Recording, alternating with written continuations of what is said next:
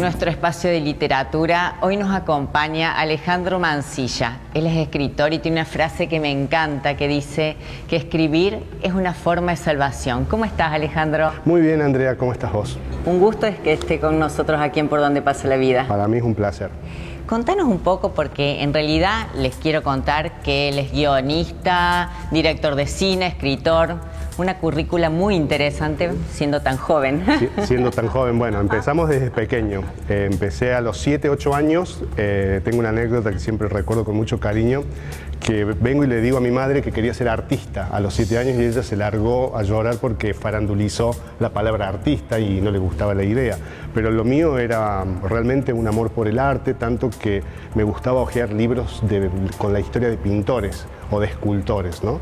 Y empecé desde pequeño a estudiar la vida de los artistas.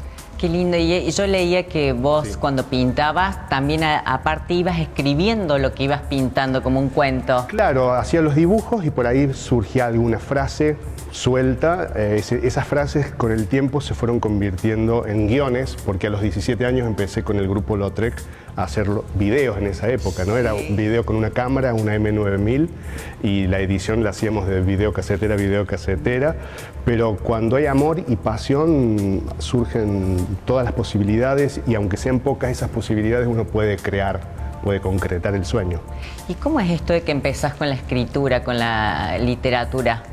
Fue a partir de un hecho espantoso, de que me largase de forma profesional a la escritura, porque yo venía escribiendo acompañando otras actividades, pero fue a partir de la muerte de un amigo muy querido con el que solía conversar, pasar horas hablando de que me gustaría ser escritor y estos sueños que uno habla con los amigos. A partir de su muerte me animé a encarnar ese atributo de esa libertad y planifiqué todo en pocos meses y me fui a Mato Grosso, estuve 1 año y medio. Ay, ahí yo ya ahí estuve las 24 horas del día escribiendo. Además en contacto con vos mismo y la naturaleza, ¿no? Y que antes ese encuentro ante lo que yo imaginaba como silencioso, porque uno viene de una ciudad y cree que llegar a la selva hay un silencio y no hay un silencio para nada, es una sinfonía. Sí. Lo que sucede es que el oído está acostumbrado a otros rumores y fui descubriendo todo un mundo en ese amado Mato Grosso y ahí escribí, o fue dictado mejor dicho, La hija del jardín, que es un libro repleto de magia, ¿no? Sí, estuve leyendo un poco de La hija del jardín y contanos un poco porque según lo que entendí, sí, es cómo la sociedad hace foco en la estética y en verse joven y se olvida de valores más importantes, ¿no? Lo que le sucede a la protagonista de La hija del jardín, que se desarrolla en la Italia del siglo XVIII, es que sufre un accidente doméstico con el fuego y se desfigura y todo su cuerpo es quemado. Y ella se recluye y empieza a escribir cartas a su marido pidiéndole por favor paciencia, que ella todavía no puede soportar encontrarse con él en ese estado. Y ella empieza a operar en ese aislamiento un milagro de transformación, porque ella se encuentra con su alma y empieza la reconstrucción del rostro, pero también del alma femenina.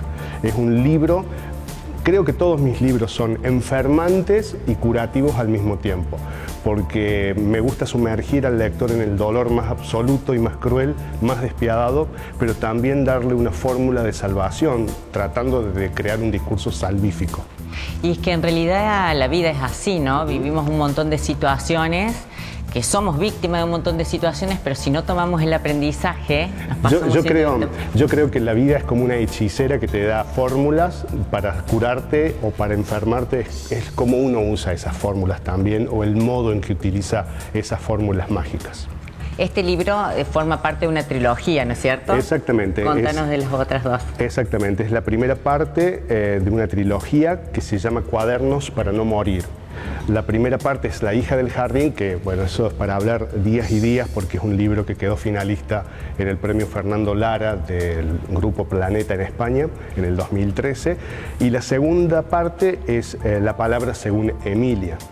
Es la historia de una mujer que decide no morir a partir de recuperarse de este accidente con el fuego y llega a vivir 600 años. Ay. Entonces es un recorrido desde la Italia del siglo XVIII, pasa por Argentina y termina en Brasil.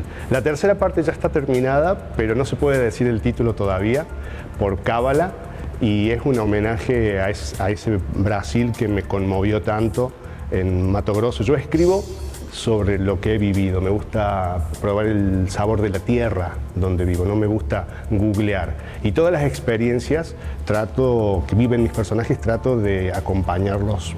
Claro, porque internalizás todo eso. Exactamente. Y tengo una pregunta que me iba surgiendo mientras hablabas. Todas estas historias, ¿son historias que vos las inventás o que vienen de, no sé si la palabra inventar es correcta, perdón, o vienen de alguna situación de la realidad que vos después la desarrollás? Siempre digo que los escritores no escribimos, somos canales nada más. Ponemos el cuero y el tiempo, que no es poco porque es la vida, y nos llega información. Bueno, después para darle forma se hace pesquisa, en el caso de esta trilogía y tiene mucha pesquisa histórica, entonces hay una investigación. Pero lo esencial de la historia, son los sentimientos de los personajes, son justamente sentimientos dictados por los personajes que se me presentan a modo de holograma. Sí.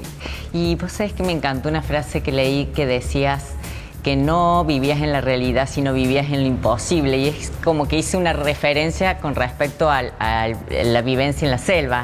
¿Puede ser o no? Sí, bueno, es un poco eso, pero también viene de una vivencia en esta selva, que es Córdoba, cuando presento el 13 de mayo. Mira, me acuerdo como, claro, es que fue la presentación de mi primer libro, de 1999, El último consuelo. Una persona que decía ser amiga mía me criticó mordazmente, fue un espanto. Y le decían, viste que Alejandro es escritor, era mi primer libro, yo venía de hacer otras actividades. Y esta señora que se decía amiga mía dice, Alejandro no es escritor, publicó un libro, con mucha mala onda, ¿no? Claro.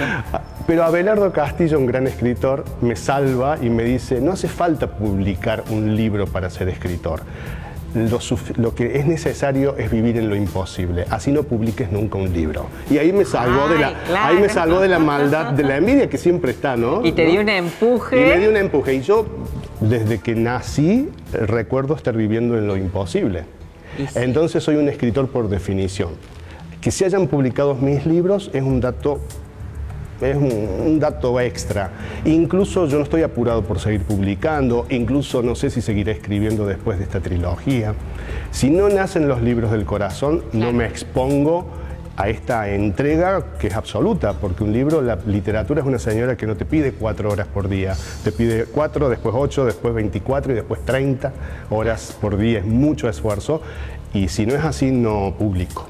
No, y además desde la expresión de tu emocionalidad, ¿no? De las cosas que vos vas vivenciando internamente, las vas plasmando en tus escritos. Es la pasión que alimenta a la hora de escribir, pero sinceramente no siento que a mí se me ocurran las historias. ¿Y me podés contar un poco de La Mansión? Porque leí que te daba vergüenza que la gente leyera La Mansión. Bueno, fue mi primera novela. Los primeros libros, como El último consuelo y Cuadernos de la intimidad, son poesía y relatos cortos, pero era mi primera novela, que además yo la llamo mi novela torpe.